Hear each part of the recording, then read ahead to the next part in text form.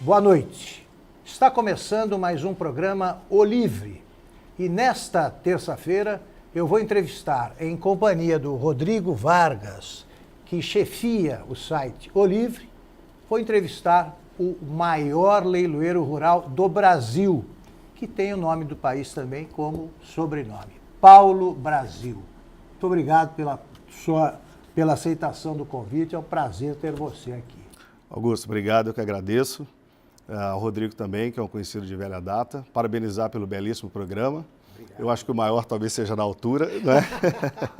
Eu tenho grandes companheiros na profissão realmente que me ajudaram muito nas conquistas que tivemos ao longo desses anos. Bom, eu conheci há poucos dias, há pouco tempo, Paulo Brasil e fiquei impressionadíssimo aí com o talento dele, né? Que muitos mato-grossenses conhecem, brasileiros, milhares de brasileiros conhecem, certamente todos os que lidam com leilão conhecem.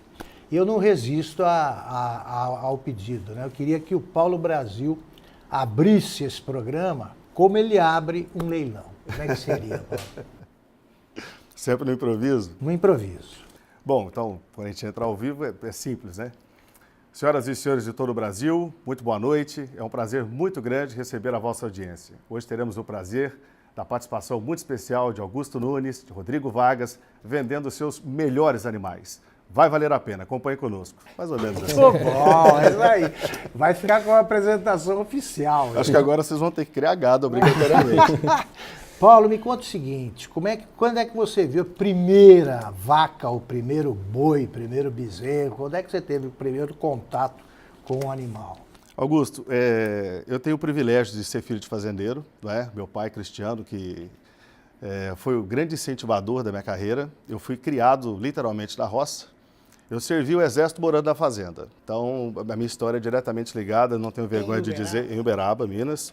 Eu não tenho vergonha de dizer isso, as pessoas sabem da história, quer dizer, vivia às vezes dia de semana para os estudos, né, na cidade, final de semana na fazenda.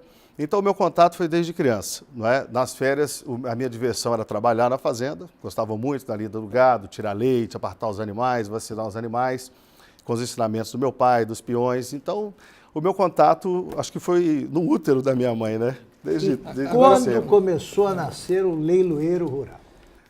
É um caso interessante. Eu tinha por volta de 15 anos de idade e eu tinha um capital aí mais ou menos de uns $2.000 que eu consegui com os pequenos negócios que eu tinha na fazenda. E comecei a comprar e vender gado. Comprava 20 bezerros, 15 bezerros e comecei a levar nos leilões. Aquilo dava um trabalho danado para você comprar, juntar, botar no caminhão. E às vezes, o leiloeiro, por mais boa vontade que ele tinha na época, eu achava que aquilo era meio rápido, assim, o suor era grande para chegar até naquele ponto, né? E eu achava que a profissão precisava de mais comprometimento. Existiam muitos já? Existem muitos leiloeiros, e com respeito a todos eles, mas vivemos hoje... Na época, menos um pouco. Não existia televisão, né? Nem internet. Era um outro sistema, você levava e se tivesse comprador, ótimo. Se não tivesse, não tinha socorro, porque não tinha TV, não tinha internet. Então, eu imaginava que aquilo poderia mudar um pouco. Poderia ter um pouco mais de ânimo, poderia ter um pouco mais de alegria, poderia ter um pouco mais de comprometimento, né? O que fez me tornar foi a necessidade. E um dia eu conversei com meu pai, nessas comercializações, e ele falou, olha, Paulo, você tem uma voz, a gente tem uns leilões aí que a gente promove, por que você não tenta? Né? E por aí eu já estava com 18 anos, mais ou menos. Eu falei, pai, e de repente veio uma visão na minha cabeça, assim, eu tinha duas certezas, que eu seria um vencedor na profissão e que eu trabalharia com televisão. Televisão naquela época, eu não sei como que eu tive essa intuição. Depois eu vim saber que, de 16, 17 anos para cá, chegaram aí os canais que transmitem os leilões rurais. E minha carreira começou com 18, com 19 fui credenciado leiloeiro mais jovem do país. Naquela ocasião eu tive que ser emancipado pela a então Federação da Agricultura do Estado de Minas Gerais. E comecei um amigo meu chamado Ronan, que era leiloeiro também, ele deixou eu leiloar o último lote do leilão uma vez. Onde foi ele? Em Uberaba, na Estância Campo Verde. Isso tem bastante tempo. Com 19 anos. Então eu fiz esse último lote e algumas pessoas viram. E na semana seguinte eu tive convites para fazer outros leilões. Aí eu fui para Formosa, Goiás, fui para Brasília, fui para Sacramento, fui para Abadia dos Dourados, era ali em Minas, Patrocínio. E mais ou menos um mês a minha agenda já estava preenchida com leilões semanais. E E como é que foi a tua chegada a Mato Grosso? Como é que você veio para cá? Começou lá em Uberaba. Começou em Uberaba. Que você já está há 25 anos. 26 vai 26 esse ano, né? Faz esse ano. Você começou a ser leiloeiro em Minas. Em Minas. Já veio leiloeiro? Já vim leiloeiro ainda no processo de lapidação, né? Tentando construir uma carreira ainda. Mas o que aconteceu? Essa história do Mato Grosso, aí vamos dizer que existem talvez algumas boas coincidências. Quando a gente é bem intencionado, as coisas acontecem. E eu fui convidado por um amigo saudoso, já o meu amigo Garibaldi, que comercializava gado de leite na época. E ele me convidou para realizar um leilão que ele ia fazer em Rondonópolis, em 1991. E eu falei, gente, onde fica Rondonópolis? Fui procurar no mapa, né? Da Matuto, de Uberaba e tudo. E eu conversei com alguns amigos e falaram, Rondonópolis é uma fronteira agrícola, né? Tá crescendo, tá isso, tá aquilo. Eu falei assim, eu vou lá. Então ajeitei, peguei o carro que eu tinha, peguei a estrada. Quando eu peguei a estrada, que eu passei de Tuiutaba para frente, eu já senti o drama, porque era buraco de um lado e buraco do outro. Enfim, 2 dias para chegar, 1.170 quilômetros, 2 dias para chegar em Rondonópolis, 2 dias. Era só buraco, mas era uma coisa incrível. Tem uns 4 pneus estourados. Falei, a comissão que eu vou ganhar não dá para ajeitar o carro de voltar. Bom, mas brincadeiras à parte, quando eu dormi em Jataí e toquei o barco. Quando eu cheguei em Rondonópolis, Augusto e Rodrigo, eu entrei naquela avenida larga, que agora me falha a lembrança do nome daquela principal avenida, e vi do lado esquerdo e do lado direito todas as bandeiras de bancos. Naquela época existiam 24 bancos atuantes. Aí, de um lado e do outro, as concessionárias de automóveis, todas as bandeiras. As concessionárias agrícolas, todas as bandeiras. Cruzei a cidade, as avenidas largas, cidade organizada, um movimento só caminhonete nova, né? Falei, o que está acontecendo aqui? Existe alguma coisa. Existe alguma coisa. Quando me deparei no Parque de Exposições, aí eu caí o queixo, porque o Brasil inteiro sabe que um dos melhores parques de estrutura é o Parque de Rondonópolis, que foi feito com muito suor. Né? As pessoas fizeram lá com um trabalho, meu amigo Zeca Dávila, que foi presidente da Federação da Agricultura também, o Zé Eduardo Menberg, uma série de pessoas que a gente vai citar durante a entrevista, e um parque espetacular. E eu fiz um leilão e o leilão foi um sucesso. A meta naquela época se falava muito em dólar em função da inflação. E o leilão, a expectativa era de dar $2.000 de média e deu 3,5. Né? Foi assim um estouro. E surgiu ali uma afinidade, o presidente do Sindicato Rural, Adolfo Tadeu Vieira, também já falecido, mas um grande amigo. Ele falou, Paulo, quantos anos você tem? Eu falei, 21. Você não quer mudar para cá? Eu falei, vamos fazer o quê? Não, vamos fazer um leilão semanal aqui com o Sindicato Rural, queremos você para vir para cá e tal, não sei o quê e tal. Adolfo, precisa de uma certa estrutura, né, para morar, isso e tudo. Não, o sindicato vai providenciar, quero que você venha. E juntando tudo aquilo que eu tinha visto na cidade, o sucesso do leilão, já sabendo que o Estado estava crescendo na agricultura e na pecuária, e as pessoas ainda me querendo e dando um valor que eu ainda não tinha lá embaixo. Está aí a proposta irrecusável. Estou solteiro, estou novo, cheio de vontade de trabalhar. E as portas se abriram, voltei para Minas, trabalhei mais 10 dias, avisei todos os meus companheiros que eu não poderia mais fazer os leilões semanais da região. Não é? Eles não acreditaram, ficaram, mas você vai embora? Eu falei, vou. Contei para o meu pai que eu vim embora, eu falei, mas eu não conheço ninguém. Contei para minha mãe, eu falei, não conheço ninguém. Eu falei, mas eu também não conheço, vai dar tudo certo. Vamos embora que eu senti que meu futuro é lá. E assim começou. Essa foi a chegada. Agora, Paulo, Rodrigo, você falou sobre a diferença do leiloeiro da época, os leiloeiros que você conheceu na época. Faltava entretenimento? Faltava um showman? Assim, faltava um papel mais ativo do leiloeiro naquela época? As coisas eram muito diferentes, não que eles fossem piores ou melhores. Era um mercado mais limitado. Não é? Como eu te disse, não tinha televisão e não tinha a internet. E o que forçou a ter um certo glamour, um posicionamento diferente, um português mais correto, porque até então era um linguajar um pouco mais chulo, vamos dizer assim, mais voltado para o campo mesmo, que a gente ainda utiliza como arma de comunicação. E a televisão chegou, deve ter os 17 anos, né, os principais canais aí que a TV do agronegócio, especialista, e exigiu um padrão um pouco mais adequado, vamos dizer. Afinal de contas, nós temos canais que têm 19 milhões de pontos de parabólica, mais 2,5 milhões de pontos em nets e outros mais. Né? Então, o alcance pode ser até de 70, 80, às vezes 90 milhões de telespectadores, se forem, evidentemente, todos no mesmo momento. Então exigiu. Aí os leilões shows também começaram a acontecer com mais frequência, né?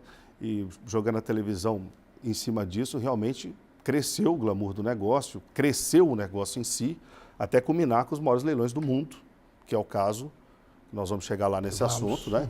Que é o mega leilão. A locução que eles usavam era diferente, é isso. Você é excepcionalmente articulado, eu não estou fazendo nenhum afago, você sabe disso.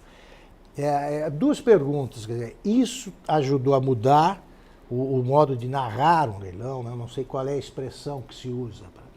Leiloar mesmo. Leiloar mesmo. Isso ajudou a mudar. E como é que você como é que você adquiriu esse desembaraço para falar? Porque você fala bastante durante um leilão. É verdade. E você fala de maneira muito articulada. Isso nasceu com você? De vez em quando, fazendo uma análise, um comparativo, às vezes, quando ocorre... o leiloeiro, ele é bem pago, vamos dizer assim. E às vezes as pessoas acham que o leiloeiro ganha bem, né? O leiloeiro ganha bem. Eu também acho que ganha, mas se você quiser subir lá no púlpito, você pode subir e fazer, não tem problema. Então, o talento... já ganhava bem ou passou a ganhar bem? As comissões sempre foram as mesmas, que os leilões cresceram, né? Então passou a ganhar melhor porque os leilões cresceram. As comissões sempre foram no mesmo parâmetro para o Brasil inteiro, sem diferença significativa. Então essa questão do talento, eu acho que eu tenho. Eu não sou muito bom em futebol, não sou muito bom em basquete, não sou ruim em várias coisas. Mas você poderia narrar então, qualquer jogo. Foi dado o talento da comunicação, sinto que eu tenho um carisma assim, Sempre que realmente foi assim. Me ajudou. Desde garoto você se expressava com eu acho que assim, com a maturidade você melhora, claro, né? Claro. Depois teve um período que eu trabalhava absurdamente muito, fazia 200 leilões por ano, o que é uma coisa sobre-humana, não dá para... Né? Bom, você já tem mais de 3.200 leilões, é isso? Eu acho que hoje essa conta deve, com o ano passado, aí nós vamos para 3.140 por aí, 3.240, 3.340, perdão. 3.340, 3.350 leilões por aí, preciso fazer um levantamento novamente. Quanto tempo de uso de voz um leilão exige do leiloeiro? Rodrigo, os leilões têm de 3 a 10 horas. Às vezes os leilões muito grandes, trabalhamos em 2 leiloeiros, tenho vários parceiros, e alguns leilões grandes mesmo, de 7, 8, às vezes até 10 horas, né? Começa de manhã e vai até 7 da noite, aí, principalmente nos domingos. E tem algum cuidado, como os cantores fazem? Tem algum tipo de preparação para isso, para aguentar essa carga? Roberto Carlos, por exemplo, nunca tomou nada gelado. Nunca. A voz é o instrumento dele, não muda. Você toma algum cuidado? O que você faz? Olha, o leiloeiro é um atleta da voz. Então, o cuidado que um atleta deve ter com a sua musculatura e tudo, a gente deve ter. Né? Questão de gelado não me faz mal, não tem isso daí, não tem gargarejo com nada. Eu tenho, às vezes um aquecimento, alguma coisa, mas nada assim, não é um cuidado muito específico, né? Uma garrafa de vinho, às vezes, depois do leilão, ajuda. Você me disse que fazia um revezamento, né? Há um revezamento. Em alguns leilões, sim. De quanto em quanto tempo? A gente faz por número de lotes. Né? Então, se um leilão é muito grande, vamos citar de novo o mega leilão, por exemplo, com 160 lotes, eu faço 40, meu parceiro, que nesse caso é o Adriano Barbosa, que é um grande profissional também, faz 40, eu 40 e 40, né? Então faz 40 cada um. Quem começa, o outro termina. Então a gente trabalha nesse revezamento. Então existe, normalmente se troca de leiloeiro uma vez, né? Eu subo a primeira vez, depois subo de novo e encerro a participação. É muito difícil subir 3 vezes. Quantas horas? Isso em 8 horas, 9 horas de leilão, às vezes. É muito mais que um jogo de futebol. É muito mais. É muito mais. Agora, o Rodrigo estava falando de uma característica sua. Eu acompanhei uma vez um mega leilão lá em Água Boa. Aham. E me impressionei com a sua capacidade de memória, lembrar das pessoas, ou seja, você falava da pessoa, descrevia exatamente o seu Zé da fazenda tal, filho de... Como é possível guardar tanta informação na cabeça? É preciso conviver com as pessoas mesmo? Como é que funciona isso? O leiloeiro tem uma prateleira no cérebro, assim, que ele consegue realmente guardar. Como a gente está nisso todo dia, Rodrigo, você cria, né, os mecanismos, né, através da neurolinguística mesmo, de poder armazenar isso de certa forma. E a gente tem muito relacionamento pessoal com o produtor rural. Né? Isso ajuda a vender, né? É fundamental, né, o conhecimento. Você, para vender... Chamar pelo nome da pessoa. A gente tem que sempre, o leiloeiro tem que buscar ter, pela distância, às vezes, que a televisão às vezes impõe, mas você tem que ser, tentar ser, né, ao mesmo tempo, ter ali uma relação intimista com o criador, com o telespectador que você tem. Você está falando com uma plateia. Você está falando com uma... do caso, você pode estar só virtual, mas como ele citou o Mega, existe uma plateia. Isso. Mas se um cara está pela televisão comprando e eu conheço, né, eu lembro do nome, de uma passagem, isso favorece. Porque hoje também pelo WhatsApp a mesa recebe lance e fala assim, ó, Augusto Nunes está ligado conosco, não comprou ainda. Eu quero mandar um abraço para o amigo Augusto Nunes, está ligado lá e tal. Então nós vamos arrebanhando os clientes até que eles se sintam absolutamente à vontade, porque tem que estar à vontade, nosso negócio não pode ser um negócio forçado. A pessoa é uma asta pública, a pessoa tem que comprar de livre, espontânea vontade e necessidade. Termina aqui a primeira parte da entrevista com Paulo Brasil, o maior leiloeiro rural do país. Voltamos já já.